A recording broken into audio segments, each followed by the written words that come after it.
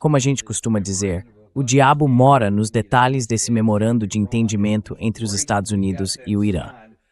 Foi ótimo ter conseguido assinar esse documento, porque isso deu início a um período de negociações. Mas, se a gente não deixar tudo bem claro nessas conversas, e nem começar focando nos termos reais do memorando, vamos acabar percebendo que não estamos mais perto do fim dessa guerra do que estávamos antes. E sempre existe a possibilidade de que tudo isso volte a se transformar em combate ativo. Para tentar entender exatamente onde estamos e quais são as grandes questões em jogo, a gente recebe de volta Alastair Crooke, ex-diplomata britânico e ex-oficial do MI6, com décadas de experiência no Oriente Médio e em assuntos de segurança europeia.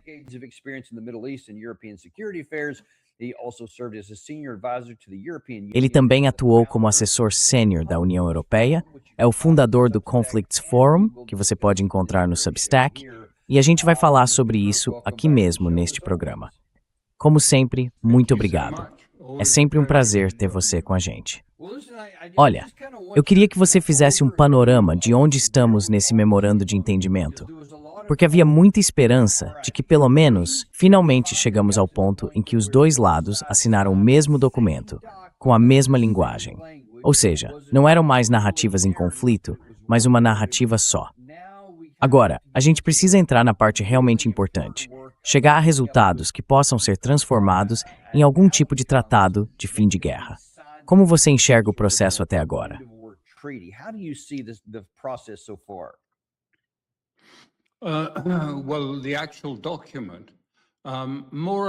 Olha, o documento em si seguiu mais ou menos os 10 pontos iranianos que eles tinham apresentado originalmente como pré-requisitos, as condições iniciais para que algum tipo de texto surgisse.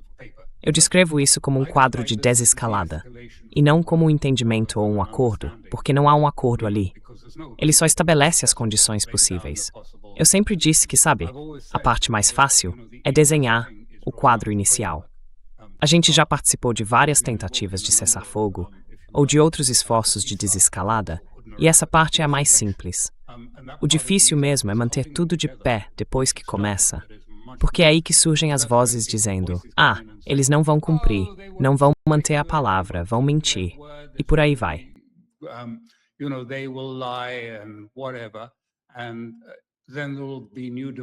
E aí vão surgir novas demandas, e sempre vai ter alguma coisa para atrapalhar. Uma ação militar, por exemplo. No meu caso, algumas foram interrompidas por uma bomba no ônibus ou algo assim, e aí tudo desmorona. A coisa pode simplesmente colapsar. Então, é preciso tentar construir uma estrutura que consiga resistir às interrupções que a gente já espera dentro do processo, seja qual for o seu modelo de redução de tensões. Talvez não dê para fazer isso completamente, mas é importante tentar. Você precisa ter um espaço onde possa colocar, digamos, esses grandes conflitos que aparecem de repente durante um cessar-fogo desse tipo. Um lugar onde seja possível deixar essas questões de lado e discuti-las separadamente, para que elas não destruam o que é, digamos, a linha principal da tentativa de cessar-fogo.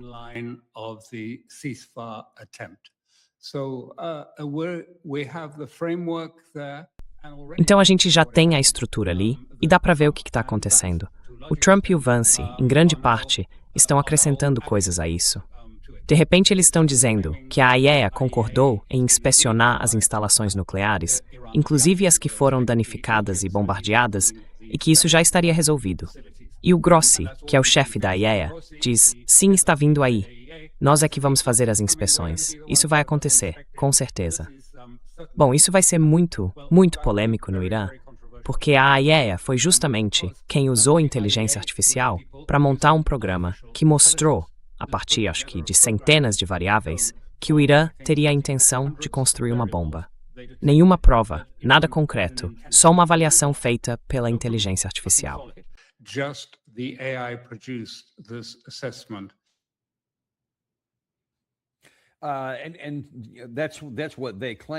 E é isso que eles afirmam. Então, como é que você consegue avançar quando primeiro isso nem estava no memorando de entendimento? Não tinha nada, absolutamente nada, nenhuma linguagem vaga, não estava lá. Isso era algo que o lado iraniano sempre dizia que seria discutido na segunda fase, depois que resolvessem as questões principais, que eram, em primeiro lugar, o fim da guerra com o Hezbollah, e eu vou falar disso separadamente. Em segundo lugar, a redução das sanções de energia contra o Irã, a liberação dos fundos estrangeiros congelados e depois o fim dos dois bloqueios, o do Irã e o dos Estados Unidos. Eles diziam, enquanto isso não for resolvido, a gente nem vai falar sobre esse outro assunto agora. E agora estamos aqui, dizendo logo na primeira reunião que eles teriam concordado em permitir inspetores no país e por aí vai. Só que, claro, eles vieram a público dizendo, a gente nem falou sobre isso, muito menos concordou. Então, como é que você avança quando há esse nível de confronto sobre algo que nem sequer está no memorando de entendimento?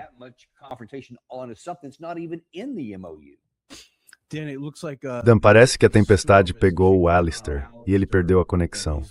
A gente espera conseguir trazê-lo de volta assim que a tempestade diminuir. Certo. Eu achei que tinha ouvido um trovão ao fundo. Ele avisou pra gente que tinha relâmpagos e uma tempestade se aproximando, mas ele tem um plano de contingência, então vai cuidar disso em um instante. Mas vamos continuar aqui, porque temos várias coisas para tratar. E eu quero começar com essa aqui, porque é uma postagem no Truth Social que o presidente Trump fez hoje de manhã. Olha só, foi às 7h30 da manhã. Ele disse que o Irã informou aos Estados Unidos que, apesar das notícias falsas dizendo o contrário, não há, abre aspas, pedágios, custos de seguro ou qualquer outro tipo de cobrança sendo exigida ou recebida pelo Irã de navios que passam pelo Estreito de Hormuz.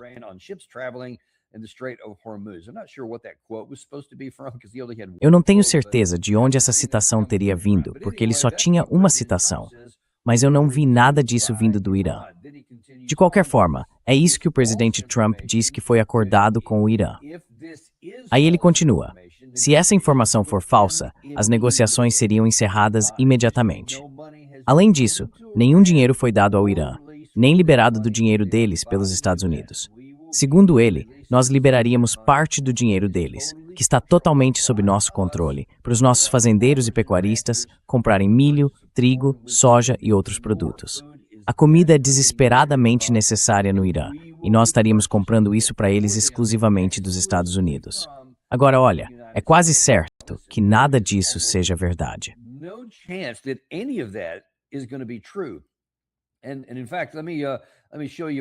E na verdade, deixa eu te mostrar um dos motivos disso. É porque, quando a gente volta para os termos reais do memorando de entendimento, e chega nessa parte aqui, sobre o Estreito de Hormuz, isso está no parágrafo número 5, está escrito o seguinte: com a assinatura desse memorando, a República Islâmica do Irã fará o possível para garantir a passagem segura de embarcações comerciais sem cobrança por 60 dias. Mas aí vem a palavra mais importante, somente. Então, eles concordaram, e isso está nos termos, ele poderia ter citado, que o lado iraniano aceitou não cobrar nada por 60 dias apenas.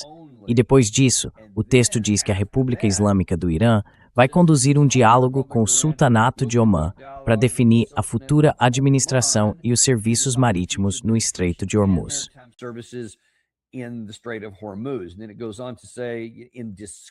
E aí o texto continua dizendo, em discussões com os países litorâneos do Golfo Pérsico e de acordo com o direito internacional e por aí vai. É isso que o Irã realmente concordou por escrito. É isso que o presidente Trump também concordou por escrito. E agora ele vem dizendo que não vão fazer isso de jeito nenhum, em momento algum. E claro, ele já tinha publicado, ou publicou depois no Truth Social, que não haveria nenhuma taxa, nunca, nem depois dos 60 dias. Mas veja, o presidente Trump concordou por escrito que depois dos 60 dias a questão ficaria entre o Irã e Omã, com discussões com os países litorâneos, que são os países do Conselho de Cooperação do Golfo. E é isso.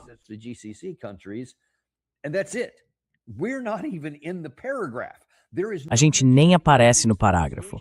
Não há nenhuma menção sequer à Associação dos Estados Unidos. Literalmente, a gente não tem voz nenhuma.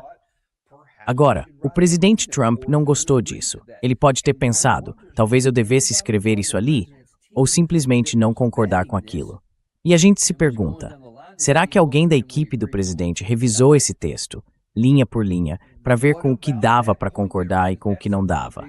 E aquele ponto ali, porque isso é uma questão importante. A gente literalmente colocou no documento que o lado iraniano teria controle sobre o que acontece no Estreito de Hormuz depois de 60 dias. Dá para imaginar que o lado iraniano tenha pressionado muito por isso, dizendo algo como, olha, vamos colocar no memorando de entendimento que não vamos cobrar nenhuma taxa, nenhum pedágio, nada, durante esses 60 dias.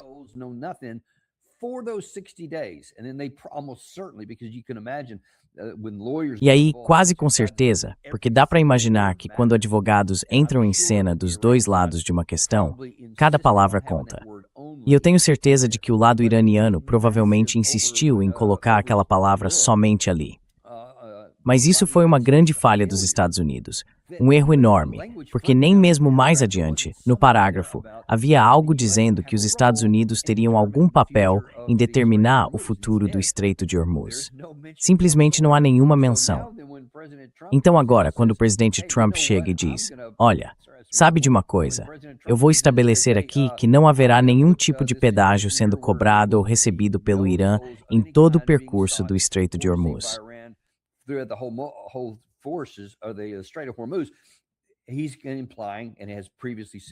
Ele está insinuando isso, e já disse antes, claro. E aí chegamos à segunda parte, onde ele fala sobre a liberação de fundos congelados.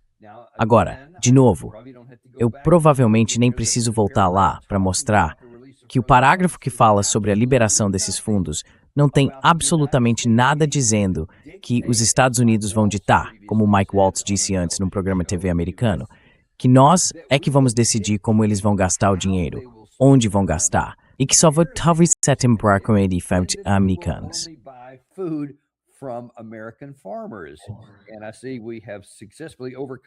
E eu vejo que a gente conseguiu superar as tempestades na Itália, então fico muito feliz com isso. Alistair, de volta com a gente. Olha, rapidinho, eu estava comentando sobre algo que o presidente Trump publicou hoje de manhã no Truth Social, onde ele diz que nunca haverá pedágios cobrados pelo lado iraniano. E eu queria te pedir para comentar a última parte, em que ele afirma que os fundos congelados só podem ser gastos conforme a gente determinar, e apenas para comprar alimentos de fazendeiros americanos. O que você acha disso? Porque eu não vejo nada disso no memorando de entendimento. What do you say to that? Because I don't see that in the MOU. I think it's fairly clear what is going on. Eu acho que está bem claro o que está acontecendo. Sabe, isso é bem o estilo típico do Trump, aquele jeito que ele descreve no próprio livro. Primeiro, você começa tentando acomodar o parceiro adversário com quem está negociando, digamos assim. Então, você dá umas primeiras concessões, meio que para provocar. E depois, como ele mesmo diz, você passa a usar exigências extremas e imprevisíveis para criar ansiedade e forçar o outro lado a ceder. E eu acho que é exatamente isso que a gente está vendo agora.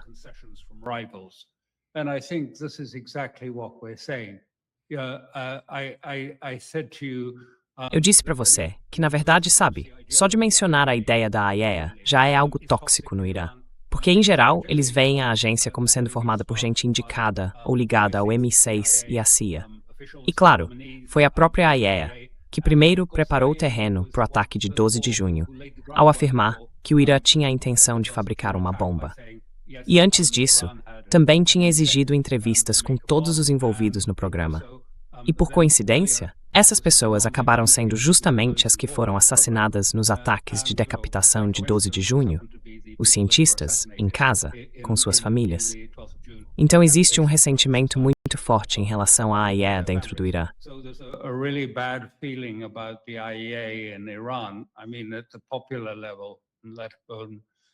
Quer dizer, no nível popular, nem se fala do Irã.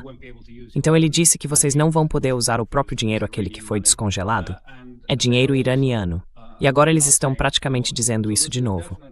Então, claramente, é uma tentativa de escalada, uma forma de pressionar o Irã. Mas veja, o Irã, assim como a Rússia, não reage bem a esse tipo de pressão. Eles resistem. Por isso eu não acho que isso vá dar certo. Então, para onde estamos indo? Acho que isso mostra que, mesmo parecendo que o Trump precisa de um resultado, talvez ele ache que agora o Estreito de Hormuz está aberto, o que não está. As pessoas vivem me perguntando: está aberto ou está fechado? Bem, é um pouco dos dois. Asking me, is it open or is it shut? Well, it's a bit of both. The traffic passing through Hormuz is O tráfego que passa pelo Estreito de Hormuz só acontece por cortesia da Guarda Revolucionária do Irã. and India.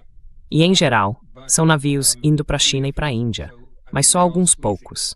Então, quer dizer, eles já estão apertando o controle em Hormuz. O número de embarcações caiu bastante. Era para ser algo em torno de 5. Pode ser que apertem ainda mais. Eu acho que o Trump acredita que está estrangulando as receitas do Irã. Mas, na verdade, nesses últimos dias, enquanto tudo isso acontecia, o Irã liberou um grande número de petroleiros já carregados com destino à China e à Índia, levando milhões e bilhões em petróleo, acho que algo como 8 milhões de barris. Então, as receitas não são o problema para o Irã. Paradoxalmente, o país está cheio de dinheiro entrando neste momento, mesmo com toda essa pressão. Paradoxically. Desculpa, só para confirmar exatamente o que você está dizendo. Isso acabou de sair, é da HFI Research, que há muito tempo acompanha de perto o que acontece aqui no Estreito. E eles estão dizendo o seguinte: olha, a conta do petróleo sempre teve mais a ver com os navios chegando do que com os que estão saindo. Sem um fluxo constante de superpetroleiros entrando, as paralisações na produção continuam corroendo o déficit que já existe no equilíbrio global do petróleo. Não importa se a China está reduzindo as importações ou o ritmo das refinarias, a molécula não é substituída. E aí vem a parte principal. Até agora, o fluxo de entrada é só um fiozinho. And so far, the inflow is a trickle. No surprise, because the IRGC is firmly aware. Nenhuma surpresa, porque a Guarda Revolucionária sabe muito bem fazer as contas. Durante esse período de negociação de 60 dias, eles vão usar ao máximo essa vantagem e controlar o fluxo fingindo que estão apenas concedendo autorizações. Ao limitar essas autorizações, eles conseguem decidir, na prática, quem entra e quem sai. Então, apesar do que o presidente Trump vive dizendo, ele insiste que há um jorro de petróleo saindo, chegou a afirmar que 19 milhões de barris foram extraídos no dia anterior, o que não é verdade. De fato, saiu bastante, porque o petróleo já estava acumulado na água.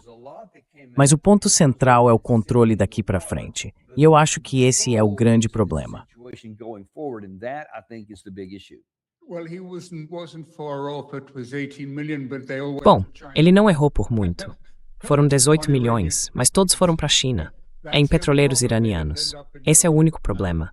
Eles não foram parar na Europa, nem na esfera econômica ocidental. Deixa eu dizer desde o começo. Os iranianos sempre entenderam que, sabe, a gente está chegando num ponto agora, provavelmente nas próximas 2 semanas, em que a escassez vai começar a afetar de verdade as cadeias de suprimento, as rotas dos petroleiros e tudo mais.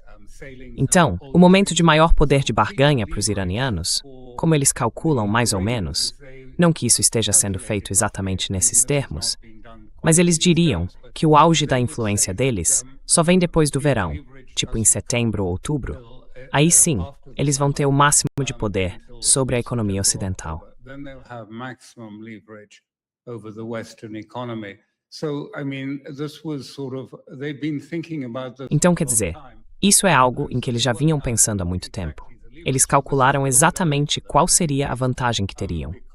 Então, de certa forma, é um pouco cedo para eles agirem agora, porque acham que ainda não chegaram ao ponto máximo de influência. Mas tudo isso, o que eu estou sugerindo, é que, no fundo, parece ser o Trump tentando lidar com a reação interna que ele está enfrentando dos neoconservadores. E essa reação é enorme, né? Quando ele fala, ou quando o Lindsey Graham diz que passou 4 horas e meia tentando convencer o Trump a fazer outra coisa, dá para ver que tem muita tensão dentro do sistema. E os neocons vão continuar pressionando pelos próximos 60 dias para tentar derrubar o acordo. To try and break the agreement. And so, maybe a little bit of it is that. Então, talvez um pouco disso seja por esse motivo, mas eu acho que também tem a ver com Trump, porque a gente vê a mesma coisa acontecendo com a Rússia. O Trump está mudando de posição. Eu acho que ele está frustrado com o que as pesquisas mostram sobre a situação dele nas eleições de meio de mandato, E também frustrado por não ter conseguido nenhum sucesso realmente claro nesses conflitos para exibir e apresentar ao público nessas eleições. Então ele está intensificando isso e está incentivando a Europa a aumentar de forma exponencial a pressão sobre a Rússia.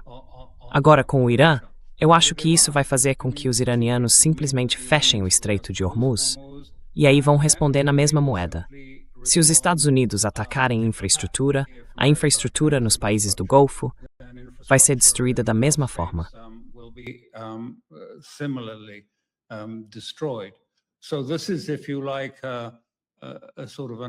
Então isso é, digamos, mais uma reação que vai acontecer.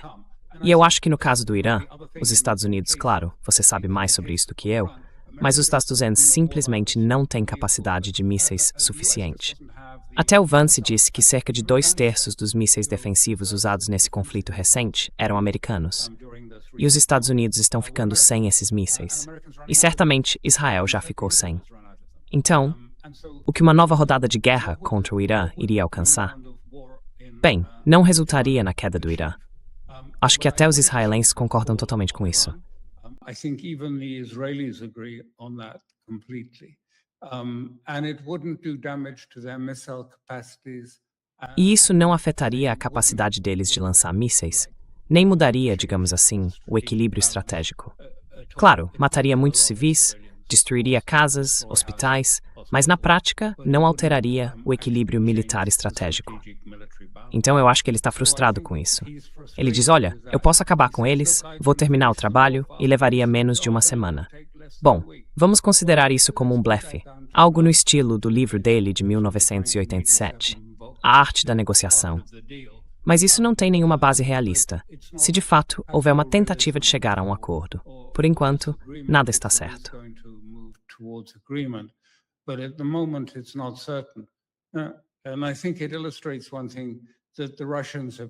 E eu acho que isso mostra uma coisa, que os russos também chegaram a essa conclusão. Simplesmente não dá para negociar com o Trump. E eu digo isso de forma séria, analítica mesmo. Não é porque ele é simpático ou grosseiro, nada disso. É que esse jeito de negociar pode até funcionar em Nova York, mas não funciona em política externa. Esse estilo de ameaçar, agir militarmente, depois recuar e esperar que todo mundo obedeça. Isso é uma leitura errada da natureza do povo iraniano e também uma leitura errada da natureza do povo eslavo, dos russos.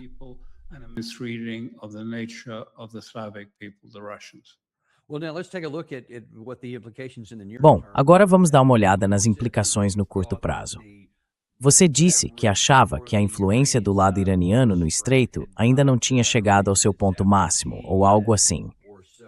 Mas, se chegar, e principalmente se o Irã perceber o mesmo que você acabou de mencionar, que o Trump realmente é, na verdade, como Robert Barnes já disse aqui no programa, alguém basicamente incapaz de fazer acordos, ele diz algo parecido com o que você acabou de dizer, que o Trump simplesmente não consegue fechar um acordo. E se o Irã chegar à mesma conclusão, então em algum momento eles vão ter que usar essa influência. Então, o quão difícil seria isso para o Irã?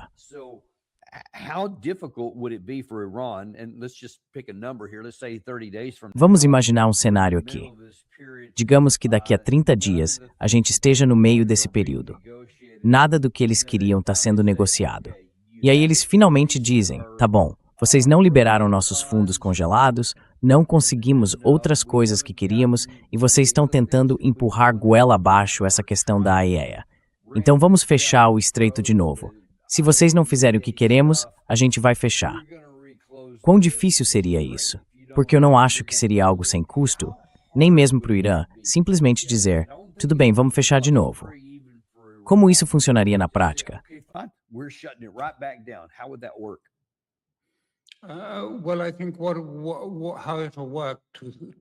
Olha, eu acho que o que está acontecendo até certo ponto é que os países do Golfo, e o mundo em geral, estão chegando à conclusão de que o Oriente Médio mudou e não vai voltar a ser o que era, independentemente de Trump ou dos planos dos Estados Unidos.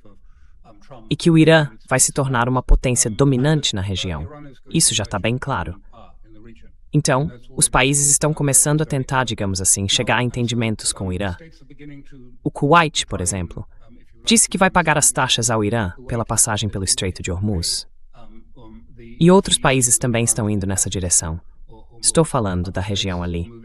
in that direction too. I'm talking about in the region, and of course others like India and so on, and Japan. E claro, are already doing it. outros países como a Índia e o Japão já estão fazendo isso, pagando em criptomoedas, ou em yuan, ou em real, mas todos estão contornando as sanções dessa forma.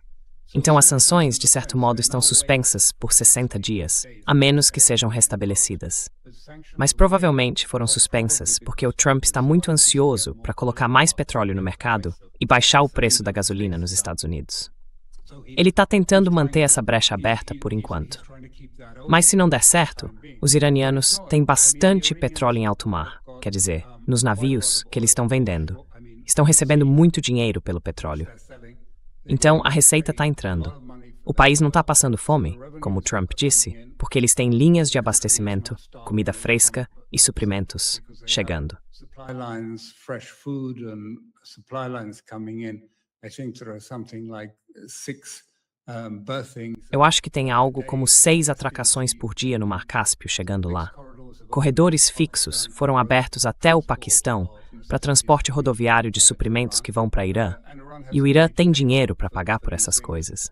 Então, sabe, eles conseguem pensar numa resistência longa. E eu diria que, de certo modo, eles provavelmente já se conformaram com isso. Digo isso porque, na minha opinião pessoal, eu tenho lidado com o chamado dossiê nuclear há uns 20 anos. Eu fui ao Irã e conversei com o Comitê do Conselho de Segurança Nacional sobre as ideias que vinham dos Estados Unidos a respeito do enriquecimento, o que é possível e o que não é. Quer dizer, isso foi há uns 20 anos, mais ou menos. What isn't possible. I mean, that was 20 years ago or something like that.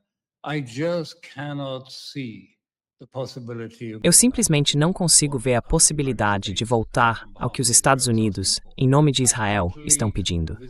Uma inspeção completa e visível, o desmantelamento da infraestrutura, a identificação das pessoas envolvidas no programa nuclear, a abertura das chamadas cidades de mísseis e das instalações de defesa para inspeção por inspetores ocidentais. Quer dizer, eles estão pedindo na prática um desarmamento total, que o Estado se desarme por completo, em nome dessa exigência de transparência total, de que nunca possa existir um programa nuclear no Irã. Eu sinceramente não acho que isso chegue perto de ser realista, então não espero que haja um acordo sobre isso em 60 dias, nem depois disso. in 60 days or more on that. Iran will continue to make O Irã vai continuar deixando muito claro que não está caminhando para um programa de armas. Ele já renunciou a um programa de armas e deve tomar algumas medidas em relação ao urânio enriquecido a 60%, reduzindo esse nível para algo em torno de 10%, ou até menos de 20%. O reator de pesquisa em Teherã usa urânio a 20%, e isso foi aprovado pela Agência Internacional de Energia Atômica quando ela esteve lá, porque o reator produz tratamentos contra o câncer e outros usos médicos. E tem também Bushehr, que é uma usina de energia operada em parceria com os russos. Essa usina é supervisionada pela Agência Internacional de Energia Atômica, a pedido dos próprios russos. Então a agência tem ido lá para inspecionar Bushehr, o que é algo normal. No fim das contas, é só uma usina de energia. Não há nenhum tipo de enriquecimento acontecendo ali. A respeito que SMEX for Tele3 de Boyu. It is simply delivering power to industry. Bom, todas essas questões aqui, seja a liberação de fundos congelados, como eles seriam usados, ou esses assuntos ligados à questão nuclear, são coisas que ainda vão ser tratadas mais adiante. Mas existe algo muito mais importante emocionalmente, tanto para Irã quanto para Israel. E é algo sobre o qual você escreveu no seu Fórum de Conflitos, o Líbano. Há um motivo pelo qual isso foi uma exigência do lado iraniano antes de eles aceitarem assinar o primeiro dos 14 pontos sobre o fim da guerra no Líbano.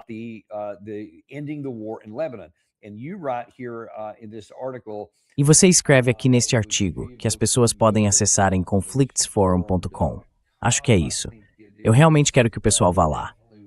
Apesar do memorando de entendimento garantir a soberania e o respeito, desculpa, é conflictsforum.substack.com. Obrigado por isso, Gary. Apesar do memorando garantir a soberania e o respeito pela integridade territorial do Líbano, os confrontos no país claramente vão continuar. Isso parece ser algo aceitável dentro do contexto mais amplo do memorando entre os Estados Unidos e o Irã. Aí você diz que representantes do Hezbollah concordaram com um período de 2 meses antes da retirada israelense do Líbano.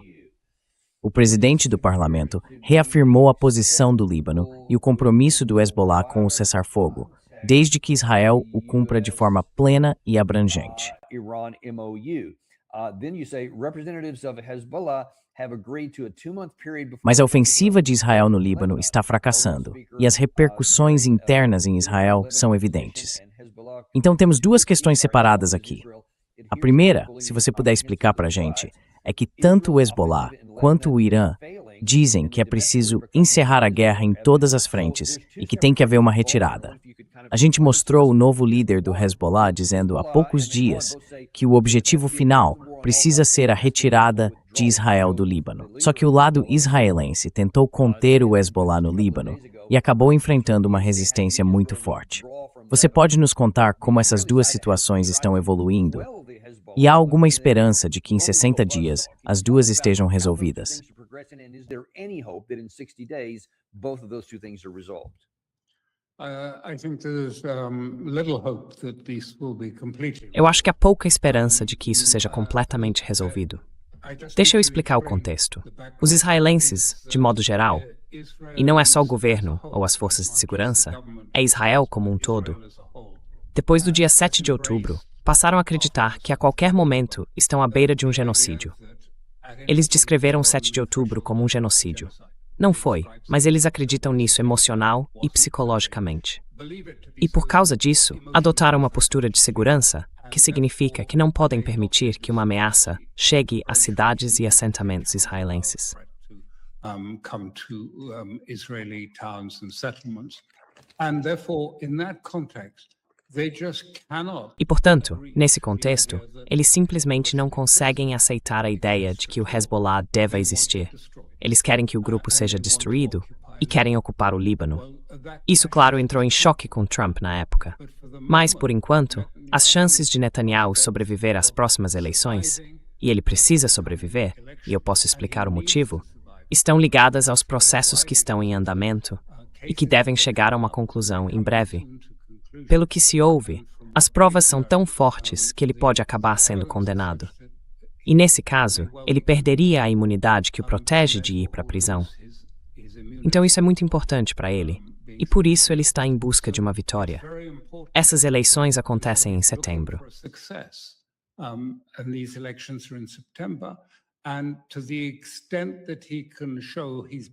E na medida em que ele conseguir mostrar que foi firme no Líbano, isso vai determinar se ele consegue ou não sobreviver à eleição.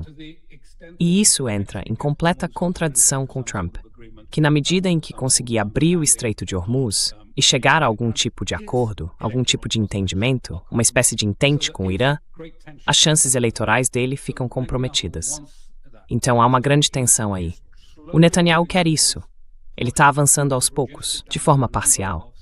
Eles reduziram a operação a algumas posições piloto de teste no Líbano, com a ideia de entregar uma delas ao exército libanês em breve, manter as outras e preservar o direito de intervir.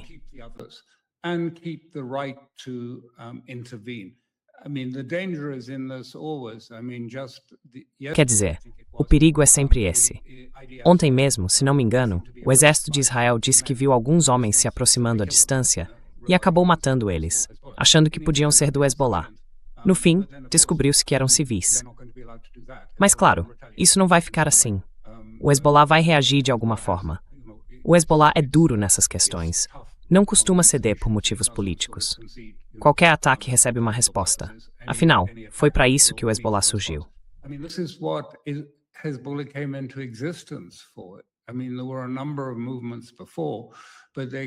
Quer dizer, já havia vários movimentos antes, mas eles ganharam força quando Sharon ocupou o Líbano, até o sul do país.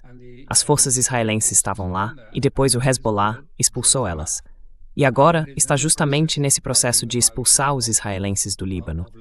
Digo, os israelenses estão sofrendo muitas baixas. Dá para conferir na própria imprensa israelense. É bem claro.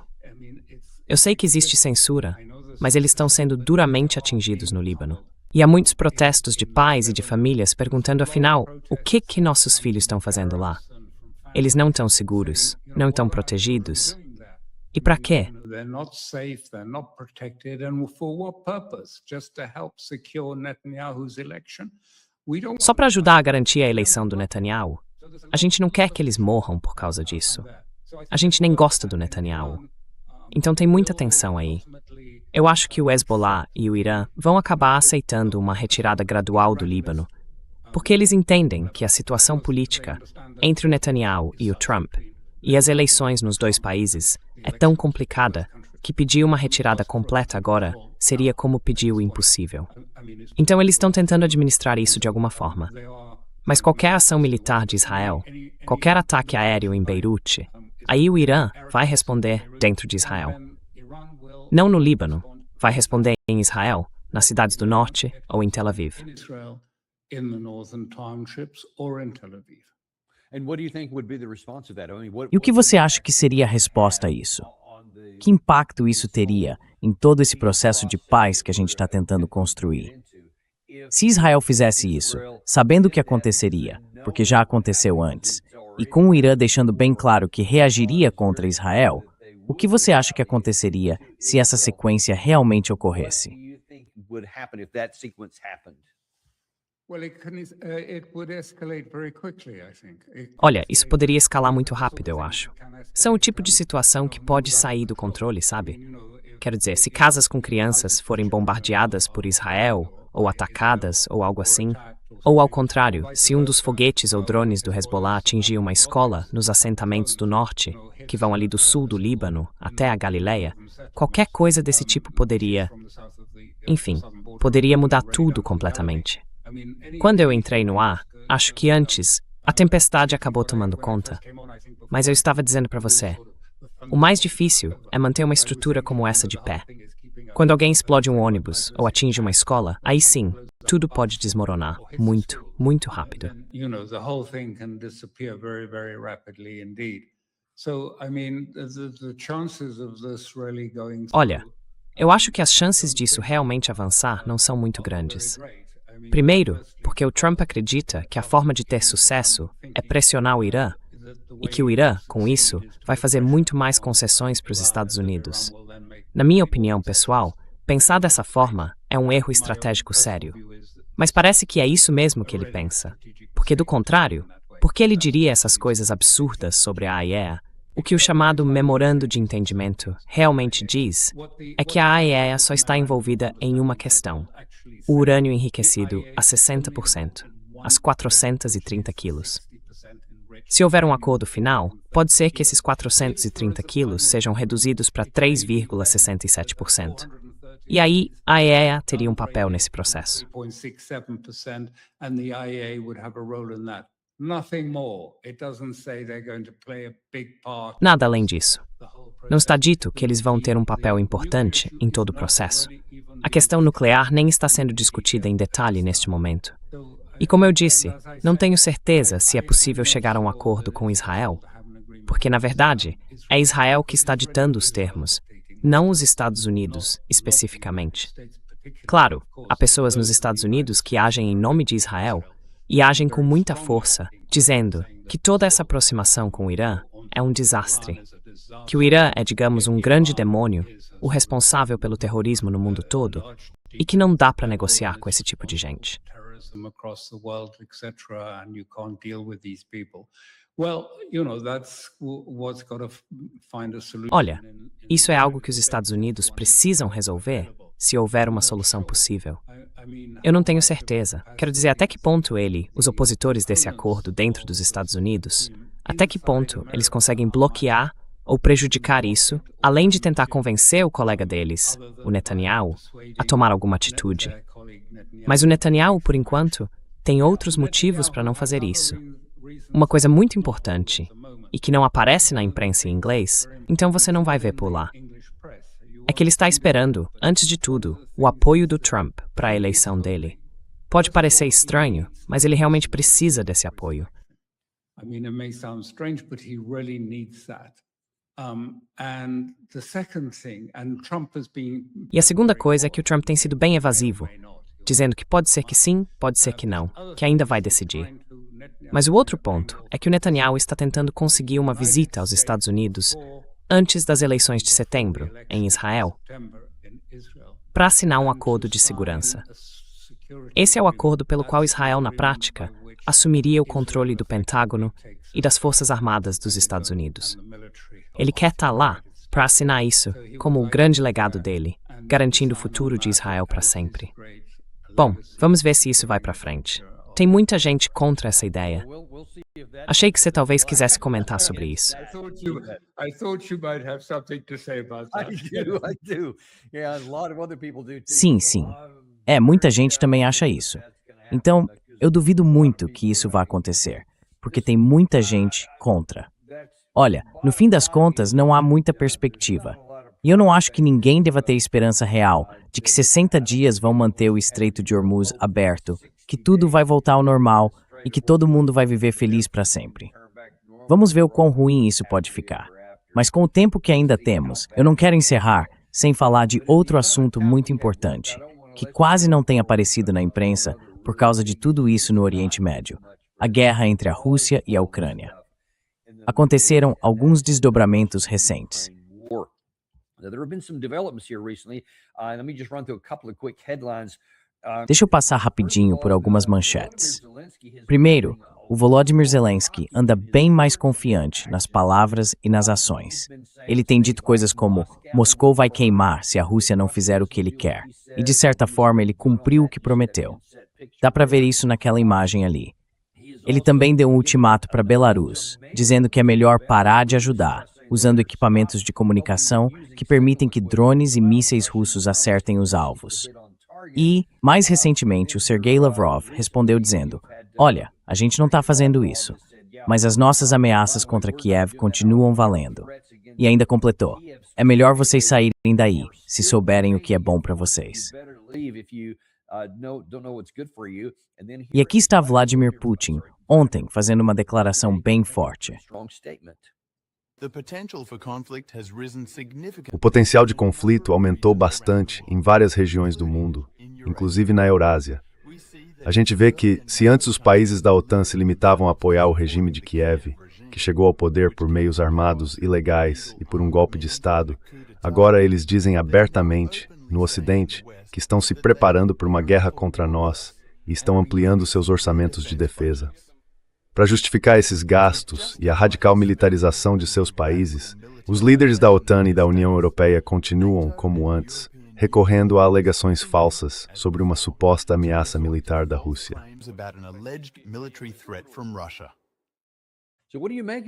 O que você acha disso, Alistair? Porque veja, o Zelensky não está simplesmente mantendo o que já vinha sendo feito. Ele está, na verdade, intensificando o discurso e as ações, atacando dentro da Rússia. Para onde isso vai?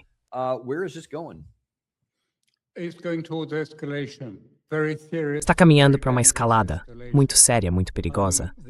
O jornal ucraniano Kyiv Independent publicou há poucos dias um relatório de um alto funcionário ucraniano dizendo que Trump teria dado, em particular, sinal verde para Zelensky, aspas, agir.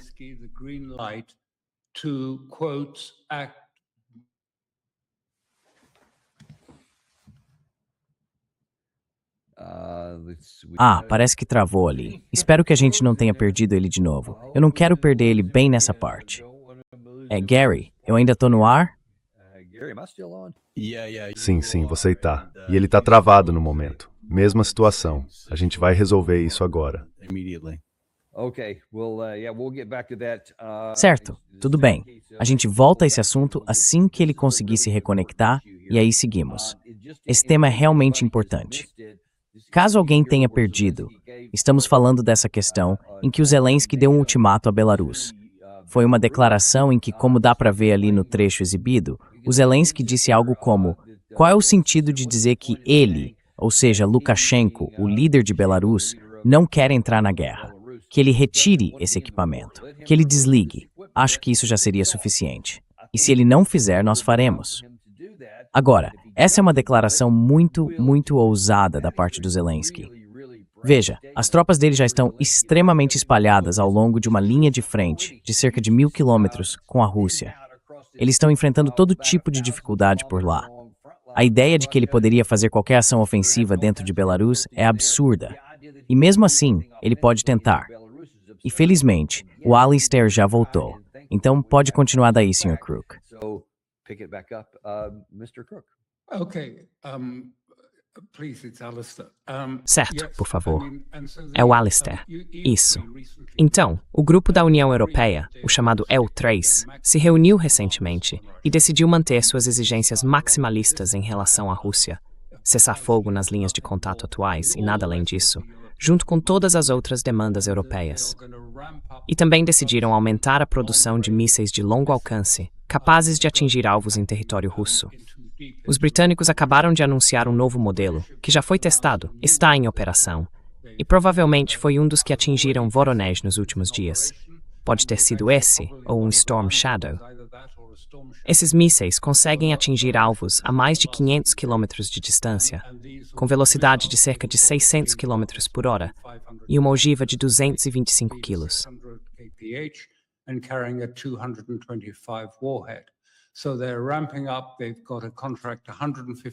Então eles estão acelerando o processo. Fecharam um contrato, 150 mil dessas unidades, que vão entregar em uma forma simplificada para a Ucrânia usar contra a Rússia. E a Rússia simplesmente não está aceitando isso. E tem um ponto importante aqui, uma grande mudança. O Ushakov, que é o porta-voz do Putin, o principal porta-voz dele, disse de forma muito clara o seguinte: achávamos que tínhamos alguns entendimentos com o Trump depois das reuniões em Anchorage, os chamados entendimentos de Anchorage. Isso acabou. Não estamos mais tentando isso. Agora, a Rússia não está interessada em diplomacia nem em negociações. Está interessada apenas em vitória militar. Essa é a posição do porta-voz de Putin. That is from Putin's spokesperson. Then later, there was a statement by... Mais tarde, houve uma declaração do Putin para os cadetes, que você acabou de mostrar, em que ele fez uma ligação histórica com uma data de anos atrás, um aniversário importante. E basicamente ele disse aos cadetes: olhem, a Europa e os Estados Unidos estão escalando contra nós e estão dizendo que somos nós que os ameaçamos. Eles estão invertendo a situação. Estão dizendo que a Rússia é uma ameaça para eles e usam o fato de que tentamos nos defender como prova de que representamos um perigo para a Europa. E com isso, eles se militarizam e se preparam para a guerra. Então eu digo aos jovens, espero que isso não aconteça. Não estou dizendo que vai acontecer. Mas a Rússia, agora, precisa se preparar para uma guerra com a Europa e com os Estados Unidos.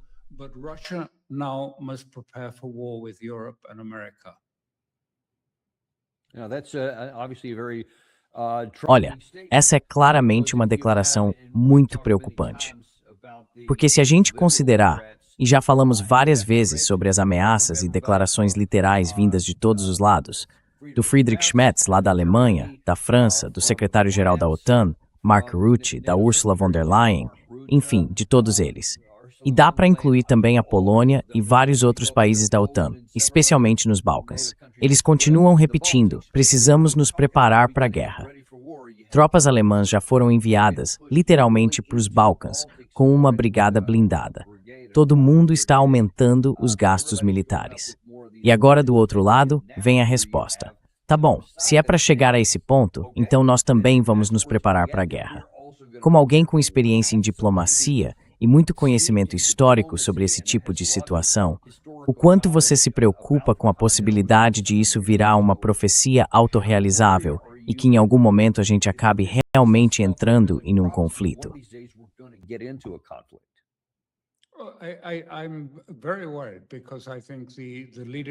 Eu estou muito preocupado, porque eu acho que a liderança na Europa é tão burra que acredita ter um plano esperto, que se eles conseguirem preparar bem o campo de batalha, com mísseis de longo alcance atingindo a Rússia, vão conseguir mostrar que a Ucrânia está avançando e que a Rússia está recuando. Aí eles podem dizer para os Estados Unidos, para o Trump: agora, América, Você precisa voltar para a Europa e se juntar a nós numa guerra contra a Rússia. Do mesmo jeito que fizeram lá atrás, na Segunda Guerra Mundial, puxando Roosevelt para uma guerra que ele não queria entrar. E agora estão tentando fazer isso de novo.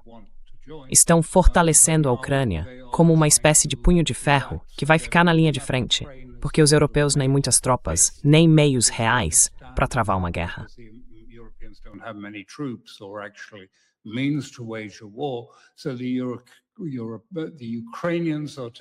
Então, os ucranianos seriam uma espécie de força de choque na linha de frente. Os europeus ficariam por trás disso, e depois os Estados Unidos viriam para fornecer toda a infraestrutura necessária para que a Europa pudesse voar lado a lado com os americanos e destruir a Rússia. Isso é uma fantasia. Só para deixar claro, é uma fantasia. A Europa não tem capacidade para isso. Não tem pessoal. Não tem equipamento. Levaria de 15 a 20 anos para montar algo que se parecesse com uma força de combate. Não existe nada desse tipo. Mas eles alimentam essa fantasia. É a única coisa que mantém essas pessoas, o establishment europeu, unidas e reunidas em torno da bandeira da Ucrânia. Ucrânia, Ucrânia.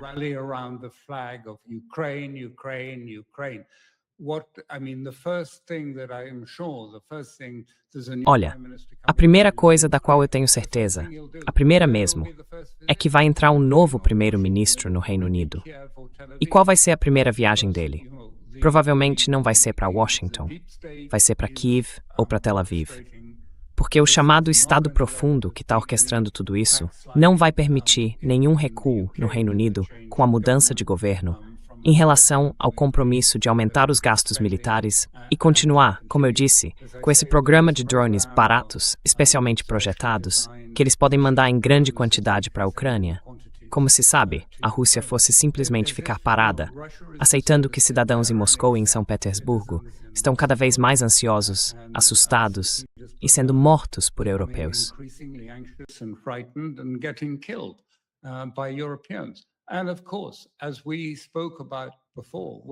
E claro, como a gente já falou antes, quando eu disse para prestarem atenção no que o Sergei Karaganov e outros disseram, que a Rússia precisa ter de novo uma capacidade de dissuasão restaurada. E o Ocidente precisa entender que, antes de tudo, nós não vamos deixar isso escalar. Não vamos permitir que seja como o sapo na panela, sendo cozido aos poucos na água que vai esquentando, com ataques de mísseis cada vez mais intensos. Nós vamos atingir os centros de decisão e as estruturas na Europa onde essas decisões são tomadas. Eles divulgaram uma lista das fábricas que produzem esses mísseis que estão atacando a Rússia.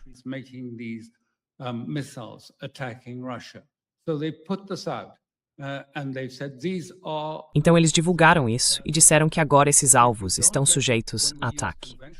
E se não conseguirem atingir com mísseis convencionais, vão considerar o uso de armas nucleares táticas. É isso que precisa ser entendido. Eles estão determinados a trazer de volta o sentimento de medo. A Europa perdeu essa noção. Ah, não, nunca mais vai haver uma ameaça nuclear. É tudo blefe. O Putin vive dizendo essas coisas, ninguém leva a sério. Eles deveriam levar a sério. A Rússia entendeu que a intenção do Ocidente, ou melhor, do Ocidente coletivo, é tentar provocar a destruição da Rússia. E agora estão se preparando para se defender disso.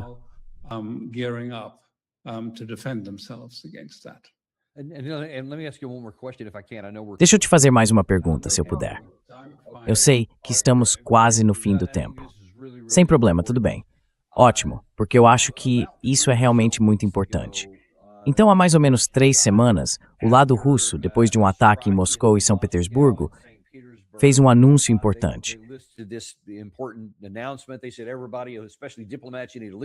Eles disseram, pessoal, especialmente os diplomatas, vocês precisam sair de Kiev, porque a gente vai atacar como nunca atacou antes, com centros de tomada de decisão, centros de comando e controle, e por aí vai, de um jeito que nunca atingimos Kiev.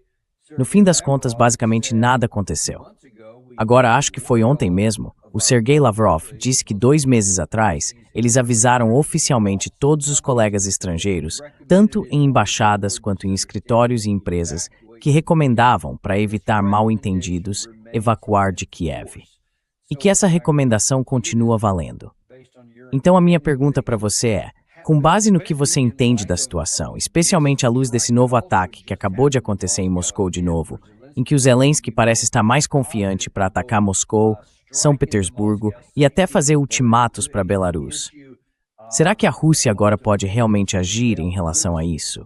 E depois eu tenho uma pergunta de acompanhamento, mas primeiro sobre essa. And then I got one follow-up question from that, but on that one first. You're absolutely right. No, the mood and the sentiment. Você tem toda a razão. O clima e o sentimento mudaram, e isso ficou claro nessas reuniões que eu mencionei. Primeiro, aquelas declarações do Ushakov, dizendo que a ideia de negociar com os Estados Unidos acabou. Posso repetir isso? Ele disse literalmente: não estamos mais interessados em negociações com os Estados Unidos. Vamos resolver essa questão pela força militar. Foi o que ele disse, falando em nome do Putin. E essa posição também foi repetida por outros, inclusive pelo Lavrov, que chamou a reunião do Alasca de uma farsa, de um engano, comparando com os acordos de Minsk. Ele disse que os Estados Unidos nunca levaram isso a sério e que já tinham abandonado o assunto. E então, o que isso significa na sua opinião? Isso significa que eles não estão prontos para negociar com os Estados Unidos, nem com Kiev, nem com Kushner. Vai haver uma aceleração da ofensiva militar. Isso normalmente acontece mais ou menos nessa época, quando o solo já secou. Eu não sei exatamente como isso vai se desenhar, mas o equilíbrio das opiniões mudou de forma bem drástica. Acho que agora ele entende que talvez tenha deixado isso ir longe demais. A guerra devia ter terminado antes, porque isso deu aos europeus a chance de se reorganizar e começar a tentar esse movimento psicológico de, digamos, cooptar o presidente americano e tentar convencê-lo a se juntar a eles numa guerra mais séria contra a Rússia.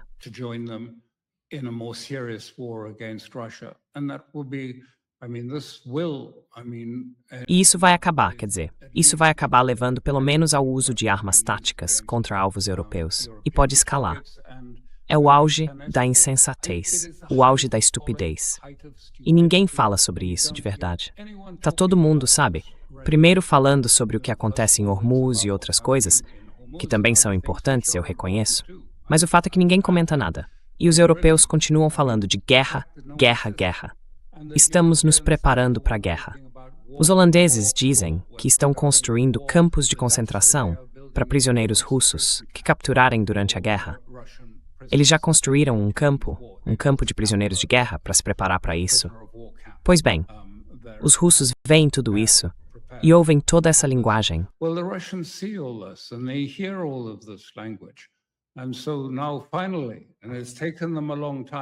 Então agora, finalmente, e olha que demorou bastante, eles chegaram à conclusão de que os europeus e os americanos provavelmente estão levando isso a sério.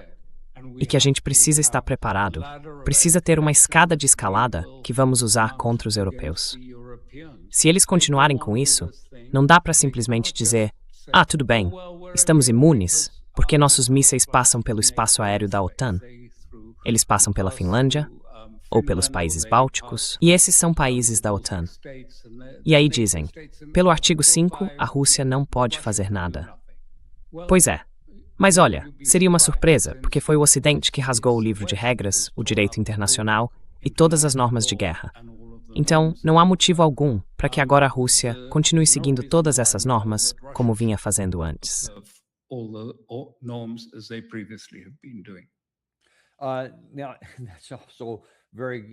Isso também é muito preocupante, porque eles podem estar seguindo os nossos passos, e não são passos bons.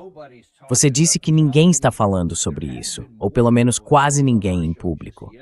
Mas teve uma pessoa sim, e foi no nosso programa, ontem mesmo. E eu queria saber a sua opinião sobre isso, porque me surpreendeu bastante. A gente conversou com um ex-diplomata britânico, Ian Proud, que serviu em Moscou por vários anos, antes de se aposentar do serviço diplomático. E ele me surpreendeu porque disse que agora está preocupado com a probabilidade crescente, acho que foi essa a expressão que ele usou, de que os russos possam usar uma arma nuclear tática dentro da Ucrânia, como um passo anterior a uma possível entrada na Europa, como você mencionou aqui. E ele disse que está cada vez mais preocupado com essa possibilidade. Como você vê isso? There was a higher probability of that. How do you view that? Well, I just don't think that any of us. Olha, eu acho que nenhum de nós tem esse tipo de informação interna sobre quais são exatamente as decisões táticas militares que estão sendo tomadas agora. Mas o contorno geral disso está bem claro. Sim, a gente vai ver uma escalada acontecendo, e em algum momento, uma arma nuclear tática vai ser, digamos assim, apresentada à Europa. De alguma forma, ela vai ser usada, talvez contra uma base europeia na região, ou contra um fabricante europeu desses mísseis. Ou pode ser na Ucrânia. Mas sabe, na Ucrânia isso nem seria realmente necessário. In Ukraine, but in Ukraine it's not really necessary. The Oreshnik is much more effective. Quer dizer, o Iskander é muito mais eficaz porque é extremamente preciso. Sabe, uma arma nuclear tática não é uma arma muito útil. Eu te digo isso, você é militar e eu não sou. Mas esse tipo de arma se espalha e mata a população, em vez de ser precisa e evitar danos colaterais. E uma arma nuclear, mesmo que seja tática, você pode até reduzir a carga se quiser, mas não é a mesma coisa. Não tem a mesma precisão que um Iskander. It is not as precise as an Oreshnik, and they've got several varieties of the Oreshnik now. E eles já têm várias versões do Iskander agora, inclusive algumas que são de penetração profunda. Então é algo sério. E os russos anunciaram que vão. O próprio Putin anunciou que a Rússia vai acelerar ao máximo o desenvolvimento de novos mísseis, novos tipos de armamentos para o futuro, e também como resposta à possibilidade de a Europa continuar com essa loucura. Alguma esperança de que os europeus parem com isso? Olha, isso depende muito das eleições. Mas muitas dessas eleições na Europa hoje em dia acabam sendo inclinadas a favor da OTAN, a favor da Ucrânia, a favor de Bruxelas.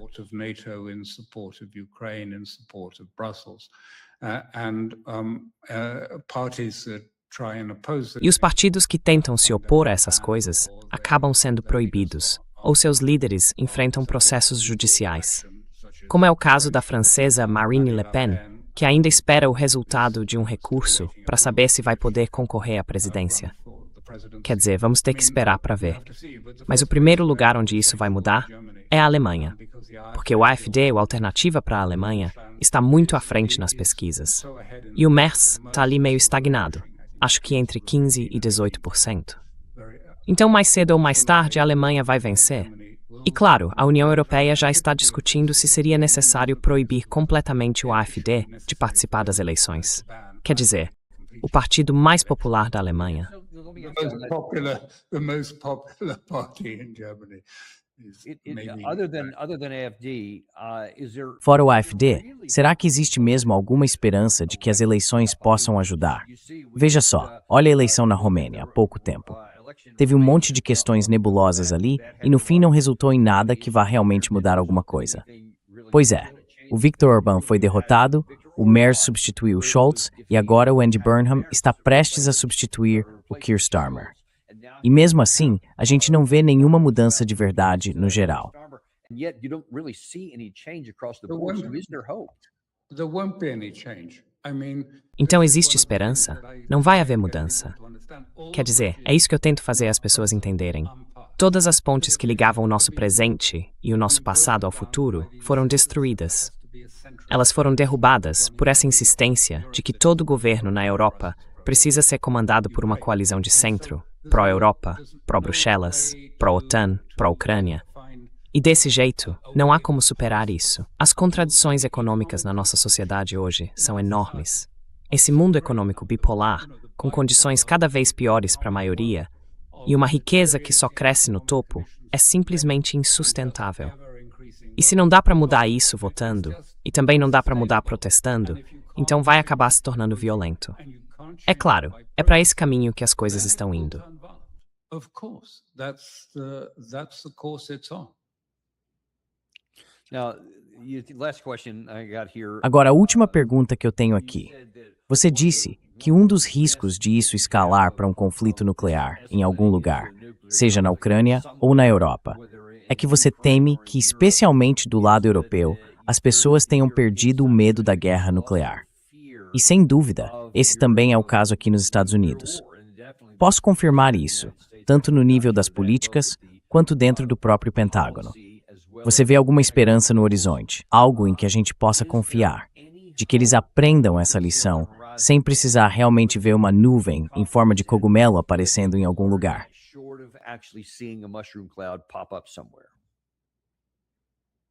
I doubt it. I doubt it. I wish, Duvido. but I doubt it. Duvido mesmo. Eu queria acreditar, mas duvido. Quer dizer, sabe, a mídia, toda a mídia na Europa, é pior do que nos Estados Unidos. E olha, tudo isso acaba meio que sendo enterrado. Por isso você não vai encontrar, sabe, as histórias, as coisas que eu acabei de mencionar sendo reproduzidas ou no máximo mal citadas na imprensa europeia. É tudo abafado. E daqui a pouco vai ter uma enxurrada de resultados da Copa do Mundo que vai apagar qualquer discussão sobre esses assuntos. E nós temos, e lamento dizer, uma liderança na Europa composta em grande parte por pessoas muito, muito burras. Não temos um único verdadeiro estadista que possa dizer essas coisas e afirmar: precisamos repensar o rumo que estamos tomando.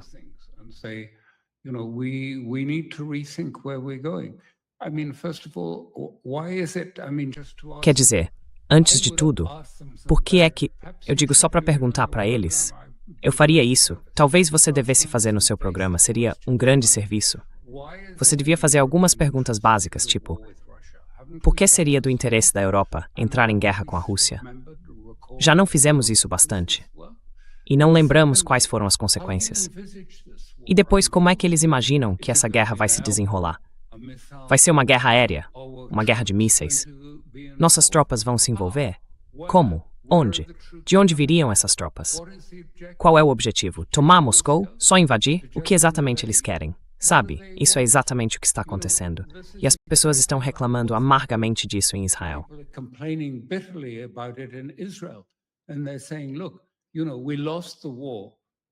E eles estão dizendo, olha, a gente perdeu a guerra, fracassamos no Irã.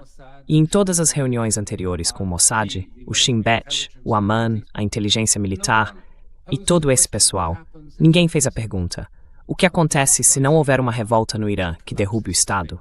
O que acontece se o país sair disso mais forte? Ninguém falou nada. Ninguém discutiu isso. E sabe, acho que é mais ou menos a mesma coisa entre as elites europeias. Quem está fazendo essa pergunta? Como seria essa guerra? Que forma ela teria? E com quais objetivos? E por que isso seria benéfico para os europeus? Ninguém discute isso. É só guerra. Estamos nos preparando para a guerra. A Rússia é uma ameaça. O Putin é uma ameaça. E é só isso. Putin is a threat. That's all. Bom, isso não é muito animador, mas eu acho que é bem preciso. E infelizmente eu vejo elementos disso também nos Estados Unidos, essa falta de pensamento crítico. E todas aquelas perguntas que você fez, eu concordo totalmente com cada uma delas, porque quase nunca fazemos essas perguntas sobre as nossas próprias guerras aqui. E é melhor a gente entender isso logo, ou vamos acabar numa situação da qual não conseguimos nos salvar, nem sair com conversa. Mas a gente realmente agradece por você ter vindo aqui hoje, mostrado tudo isso e colocado as coisas de forma tão direta, porque eu concordo com você. E é por isso que a gente vai dar ainda mais destaque a este episódio. As pessoas precisam prestar atenção nisso enquanto ainda dá tempo, porque logo mais a gente pode perder essa chance. Muito obrigado por ter sido tão claro sobre esse assunto. Obrigado. Peço desculpa, pequena opção. Não. Isso é uma daquelas coisas que a gente chama de ato de Deus. Então não temos controle sobre isso. Mas, de novo, quero lembrar todo mundo de acessar conflictsforum.substack.com. Acredite em mim, é uma ótima fonte de informação e de análise, algo que você simplesmente não encontra em muitos outros lugares. Eles vão direto ao ponto em todos esses assuntos e a gente recomenda que vocês deem uma olhada. Muito obrigado e a gente se vê hoje à tarde. Temos o Larry Johnson com a gente às 2h e ele vai trazer informações muito importantes e uma análise baseada em fontes que você não vai encontrar em nenhum outro lugar da mídia tradicional. Então nos vemos às 2h, no Daniel Davis Deep Dive.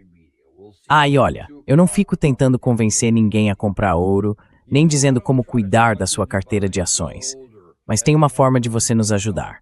se inscreve no canal, clica no botão de curtir e compartilha isso com alguém que você gosta. Hit that like button and share this with somebody you love.